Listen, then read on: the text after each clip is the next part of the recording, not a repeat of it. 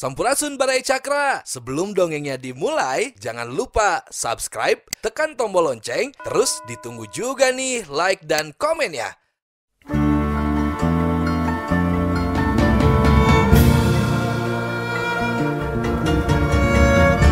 Baraya Cakra, parantos waktosna 80,5 FM Radio Cakra, midangkeun dongeng Sunda Dora-Dori.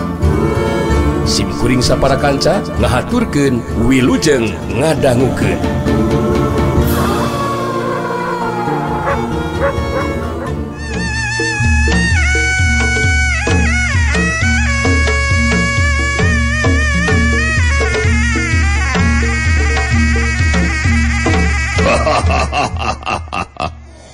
Bungan gawe andi karwek nandasa nu geus teu walakaya jeung teu boga dosa. Ieu geus lawanan kaula lamun nyata di kalalaki mah. Ceuk anu anyar datang nangtang tayalian ti pagobang geuningan baraya anu nangtang teh anu ayeuna geus jadi mitra gumilar anu satia. Alah rek kalalakianan sia teh. Sabuutkeun ngaran ulah modal teu kanyahoan adesna sia teh. Si Barja muncereng.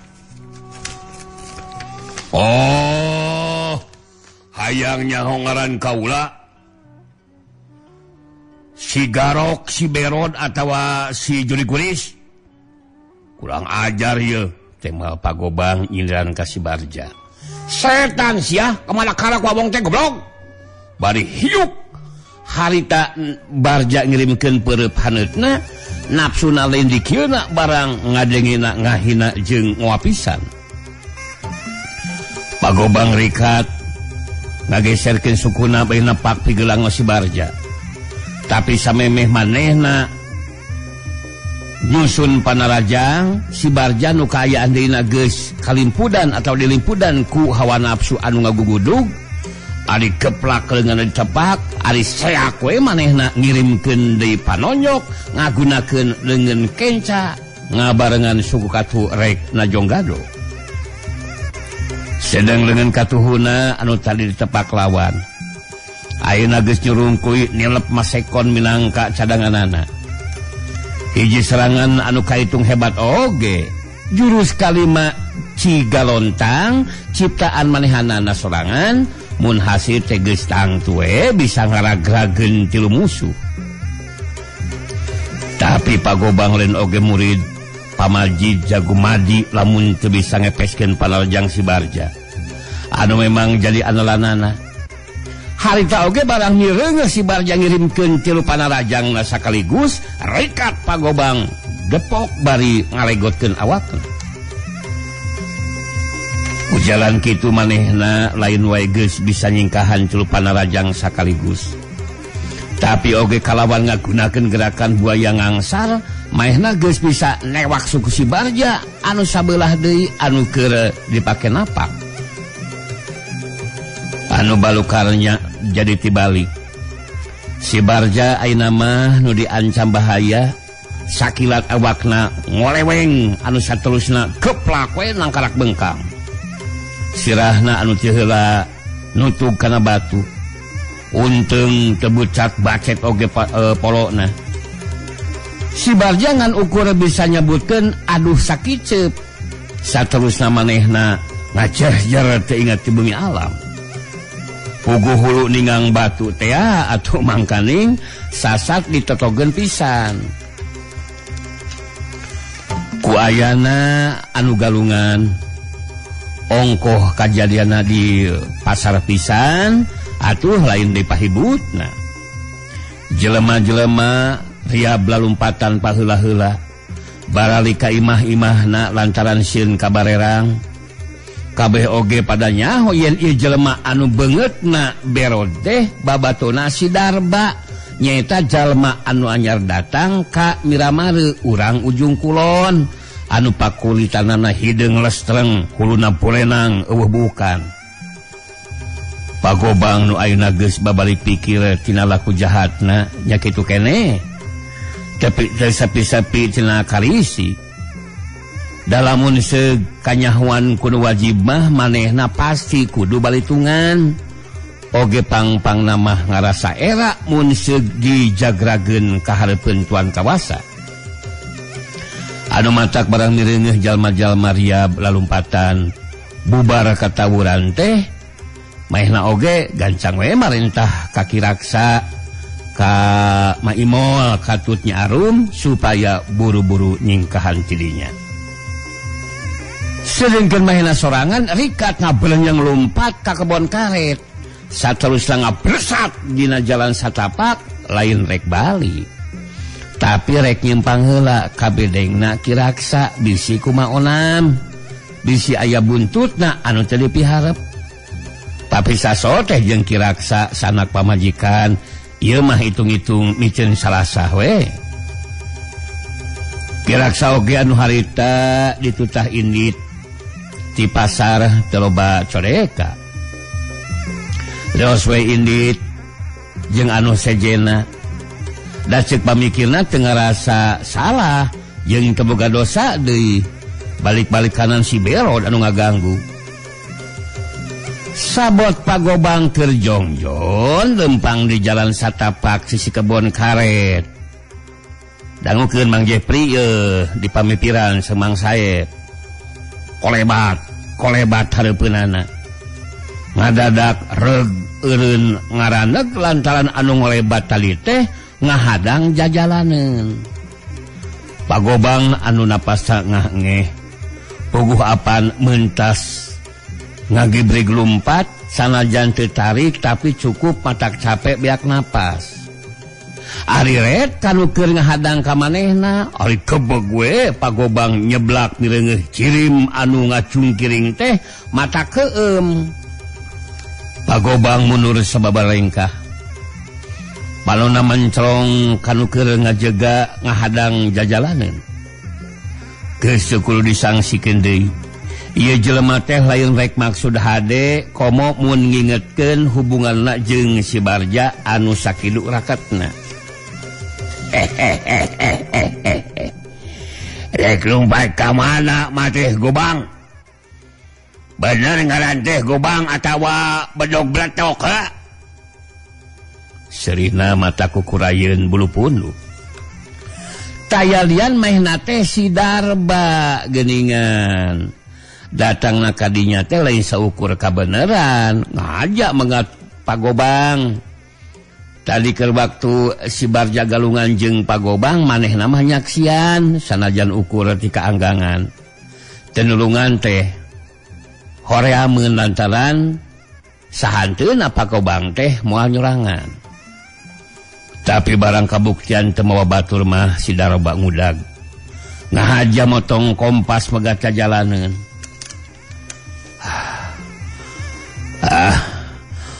Ari geus nyaho mangaran kaula teu kudu talete nyingkir delma. Teu kudu usil kana urusan batu deul.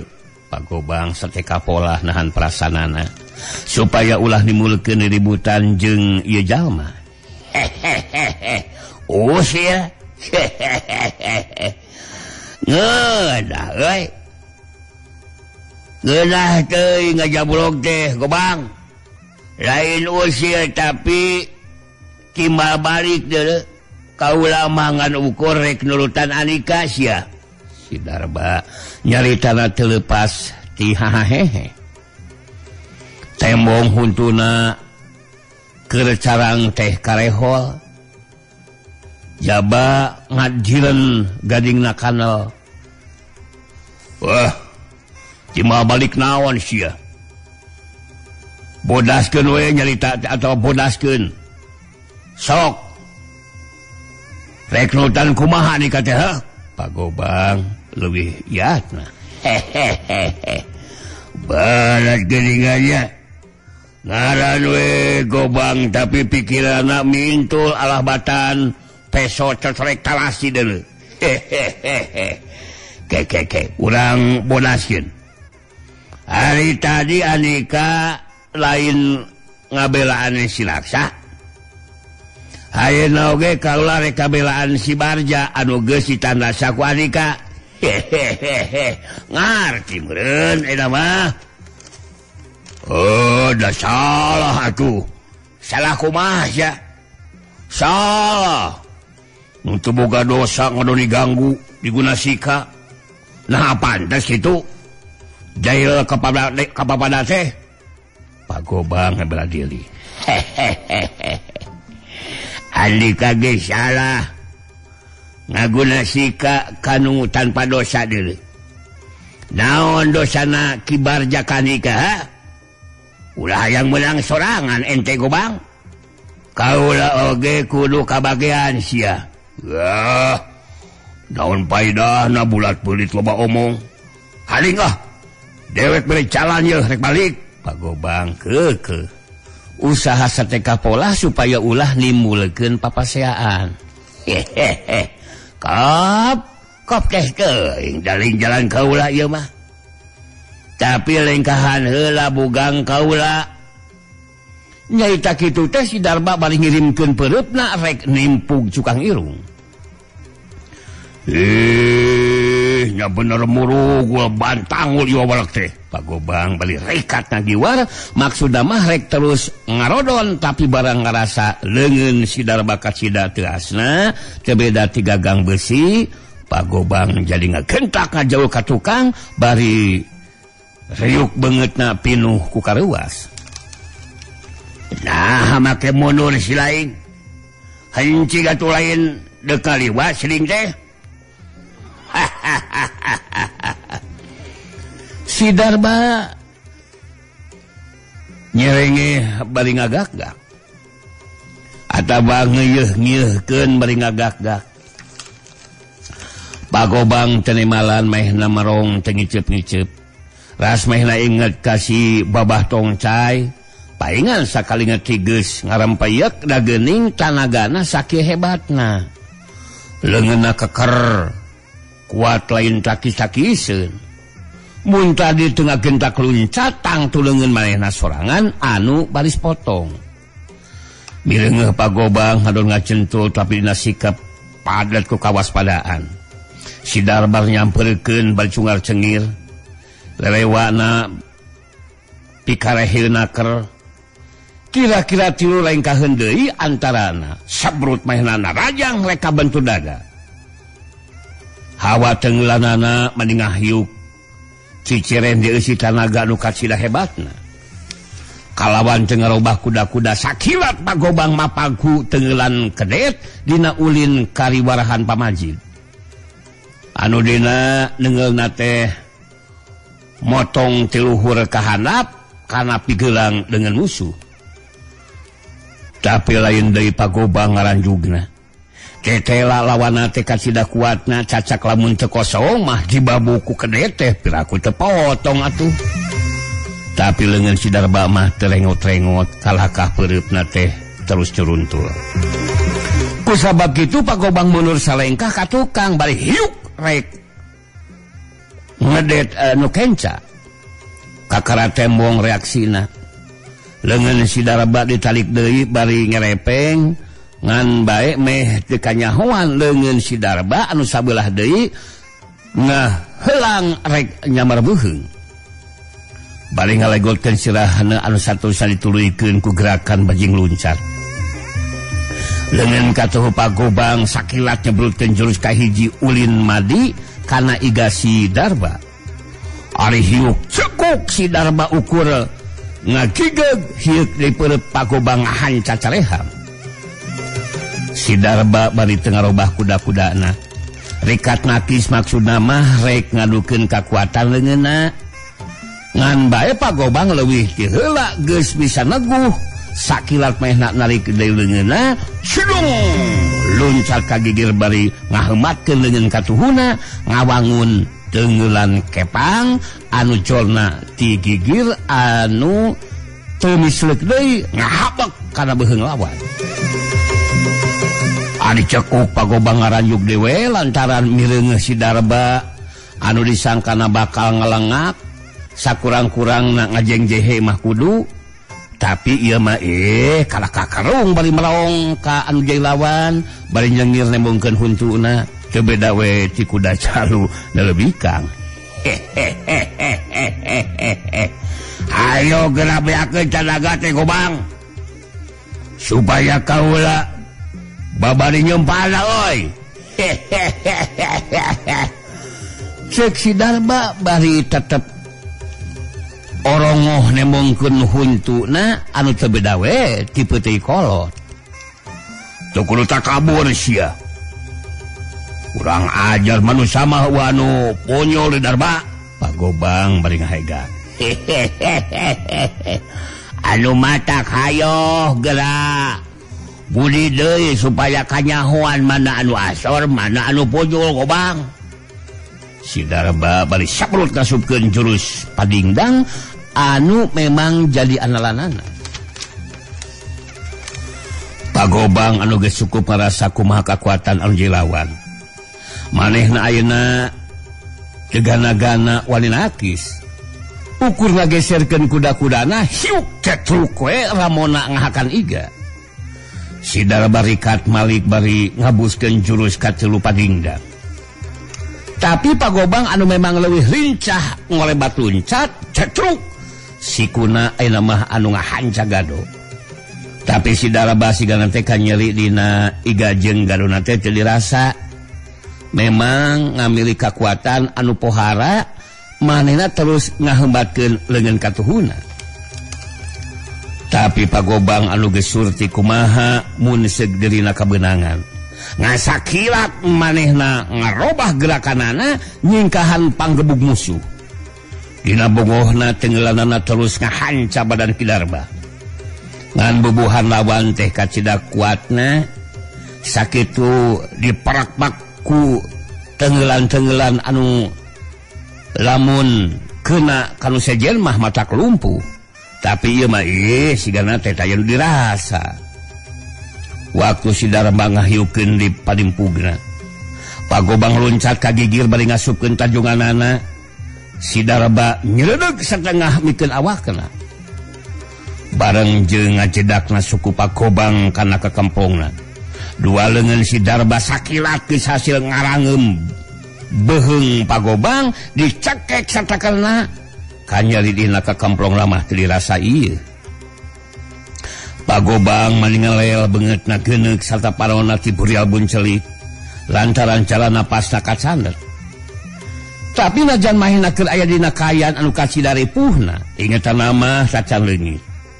Bari ngasupkeun badanna sakilat dua leungeunna ngahanca ku tenggelan kepeng anu disagigirkeun. Hanu balokarna si Darba ngaranjug sarta cekelanana rada ngenoran. Teu miceun tempo dua leungeun anu keur nyekek teh dibabuk satakana disusul ku suku Pak Gobang ngacekuk najong beuteung lawana. Sakala ieu mah kayang si Darba teh teu bisa dipertahankeun. Daek teu daek kapaksa ngacengkang. Rasa nyeri dina kekempongna oge tacan leungit geus disusul tajongan kana beuteungna anu karasa matak mural. Matak seueul hayang utah ngan bubuhan kacida kuatna. Sakit cebgeus ngajereg-jeg gudang deui. Sok kaluarkeun pangabegug teh sia. Bener ngajagona euy. Si Darba muncereng geus lain deui ngagedur nafsuna. Tetela lawanna teh lain keureuyaneun. Bungan ceuk Andika sia. Menang ngaliwat asal kudu ngaliwatan heula bugang Andika. Kitu lain Pak Gobang eta mah geus nekat. Aing atawa sia anu ngajolo jadi bugang teh. Si Darba bari hiuk rek nimpug deui hulu ku hiji tenggelan nyeta tenggelan ujungan anu geus teu disangsikeun deui ampuhna. Keuna kana hulu piraku teu bujar bajen polona. Keuna kana tak-tak pasti bakal samplak ngaplek. Hal ieu geus jadi pikiran Pak Gobang sakilat mehna ngolebat ka gigireun musuh bari ngabacugeun sikuna kana careham anu saterusna meupeuh punduk. Tapi si Darba anu ayeuna mah leuwih ati-ati. Sangeuk teuing deurina dikebug ku musuhna. Dina sakiceup maehna ngarobah kuda-kudana sedeng panimpugna terus nyerepet nuturkeun gerak posisi anu jilawan. anu antukna Pagobang kapaksa naik di leungeunna ngalegotkeun awakna bari nyamar iga burung. Si Darba ngageser 15 derajat bari newak ti gelangna Pagobang. Sedang leungeun katuhuna masih tetap mangrupakeun bahaya anu sawaktu-waktu bisa ngabejadkeun hulu.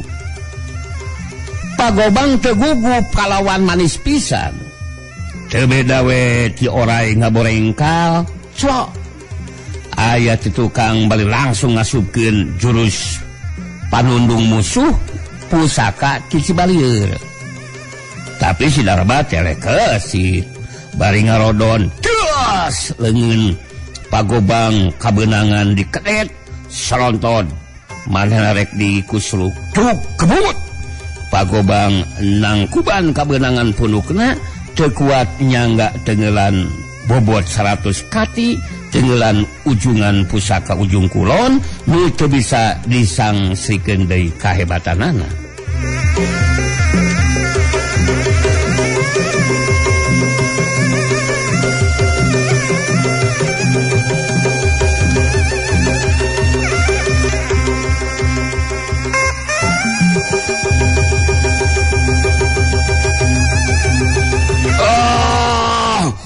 Dobar Pagobang ngoceak leswe kapaehan.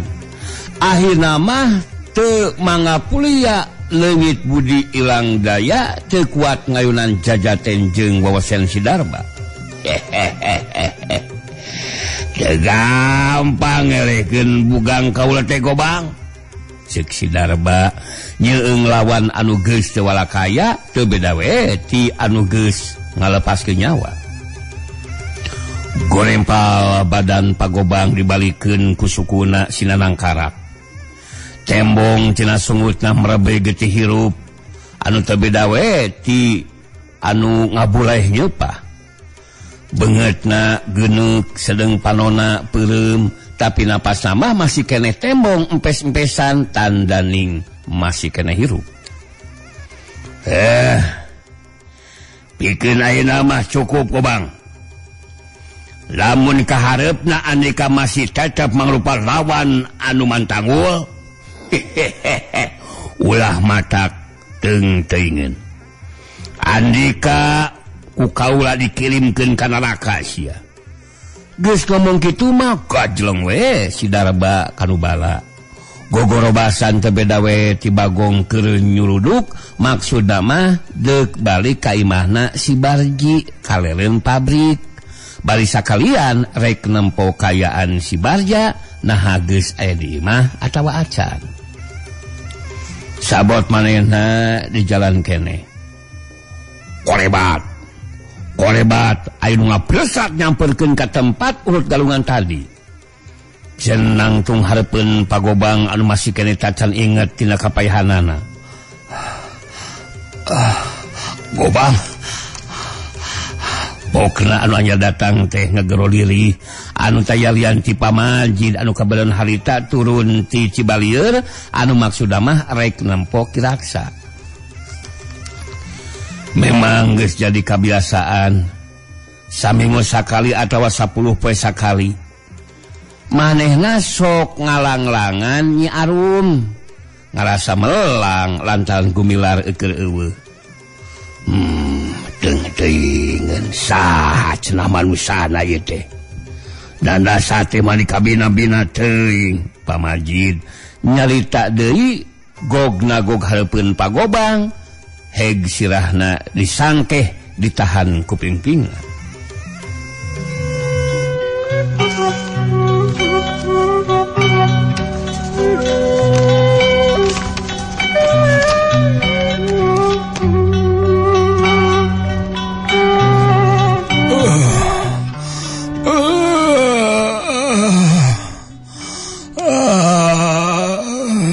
Pagobang hargung pauna mah masih keneh peureum.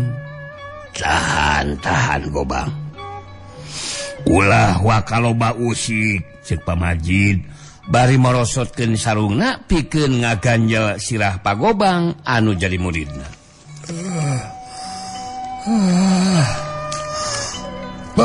Pak Guru. Pak Gobang maksa kenyarita. Tapi paruna tetep peureum tacan bisa dibeuntakeun. Nya cicing heula we cicing heula. Kami rek jangan cai ieu. Jorewat cilung. Pamajid ini ditidinya.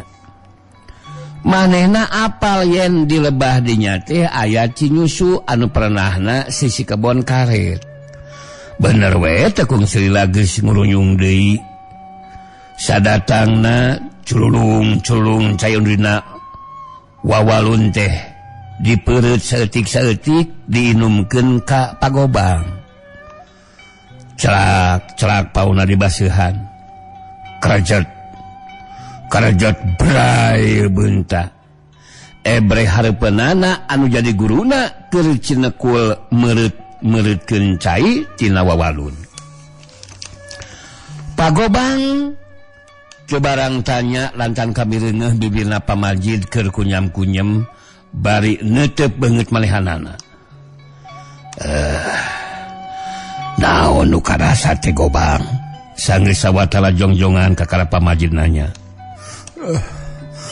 Punuk Pak Guru. Punuk. Coba Malik gorempal Pagobang Malik nangkuban. Heg beuheung bajuna disengledkeun. Tetela punukna mani ngagempeng bareuh malah kulitna rekah bareulah tembus kana dagingna. Lain tenggelan sawajan ieu mah ieu. Saha anu gawe kieu teh Gobang? Pamajid nanya deui bari culung cai tina wawalun teh dipake masehan punuk Pagobang. Sidarba. Sidarba Pak Guru. Sidarba. Pantes atuh tenggelan batu karang.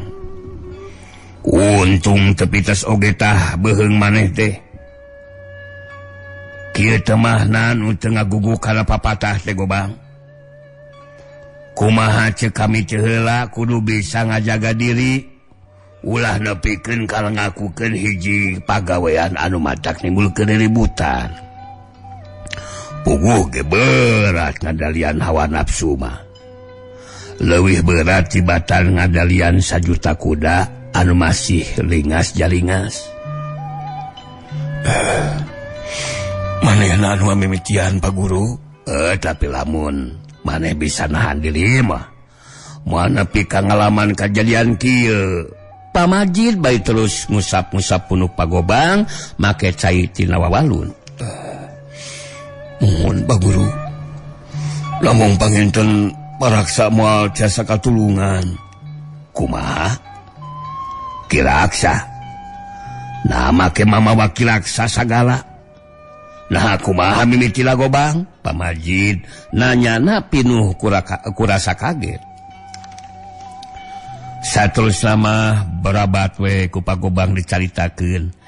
Ti mimiti patelakna si Barja jeung paraksa alatan ngabelaan Nyi Arum anu diganggu ku si Barja tug nepi ka manehna dicegat ku si Darba nepi ka Dernagalungan.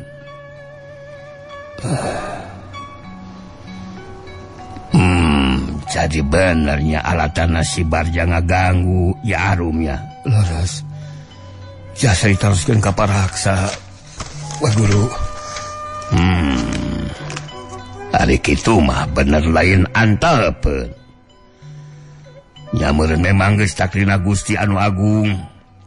Satungtung dunya ngampar oge. Satungtung kagorengan tacan bisa dibasmi ku kabeneran. Kaributan teh teu waleh aya. Moal bisa leungit. Darba, Barja, ulah kajongjongan. Dago kaula ku Andika. Dagoan ku Andika duaan. Musik-musik ulah mandi. Ngobah-ngobah macan tapa ngaganggu anu kejongjon.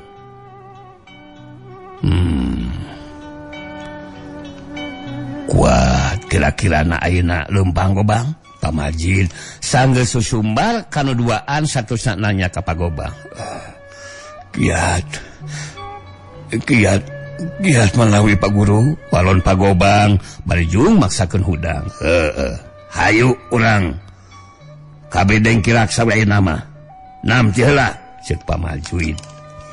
Geus kitu mah bring we murid jeung guru teh lalempang pairing-iring sanajan jarempe teu lemek teu nyarek kawas nu eueuh picaritaeun padahal dina masing-masing hatena mah ngagolak ku caritaan-caritaan anu kedal.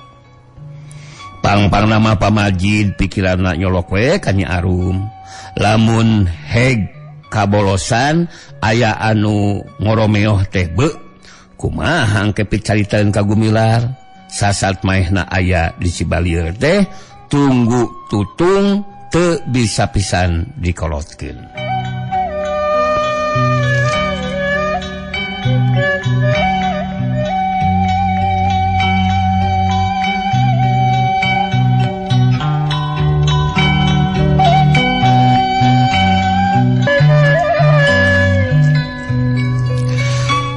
Paribasa kuat adat manahwara nganu harti boga kalakuan anu teu bener ka totoloyo tara aya euih-euihna. Upamana bae saperti si Barja waktu keur ngora boga adat cunihin cirigih ka awewe kabitaan babari kagembang kapincut kairut ku awewe sanajan nu boga salaki. Ayeuna sanajan geus cetuk dawuh kudelik umur mah kudu geus babalik pikir tapi siga teh anger we abong adat kakurung kuiga teu era-eraeun kubukna anu geus loba bodasna batan hideungna. Paribasa umur tunggang gunung angen-angen pecat sawad umur geus kolot ari kahayang alabatan anu ngarora kituna teh lantan manehna satia satuhu kana pangajakna setan idazil laknatullah. Sedeng pangeran ngajadikeun manusia teh pikeun sembah sumujud ka mantena pangeran anu maha agung maha kawasa tanpa watas wangena nyingkahan jalan setan anu kamistianana sakumaha manusia kudu nempuh jalan Allah sangkan salamet lahir batin dunya akhirat. Jalana kudu hade ucap lampah kudu hade dibarengan iman takwa kalawan pok pek prak ngalaksanakeunana enteungan saukur akuan unggul. Saperti ayeuna sanggeus maena aya di kontak Miramare sasat si Barja kabur ti daerah Nangkapait lantaran yang hareupan mangsal hapi nu teu weleh ancam-ancaman. Teu pupuguh make hayo kagendam ku nu lenjang, kabeulit ku nu geulis, kapincut ku Nyi Arum. Pepetetanana kiraksa bebeureuhna Gumilar pisan anakna Asmita nu dina mangsa baheula kungsi diteung-teungan ku manehna ku jalan nyieun reka perdaya hianat fitnah. Abong kena manusia hirup teh teu bisa leupas tina hukum karma. Boga ieu oge hiji jalan pikeun Gumilar males ka nyeri kolot-kolotna baheula. Tapi pikeun si Barja mah nu dina hirupna ngan wungkul hayang muaskeun nafsu na anu sarakah perkara umur teh teu ieu teh jadi ukuran. Dinamika hayang ka Nyi Arum teh mani totoroso pisan. Teu kalis dibejaan ku si Barji ieu Nyi Arum teh geus boga pisalakieun nu dina waktu ieu ukur nyaba oge aya nu ngawartosan wireh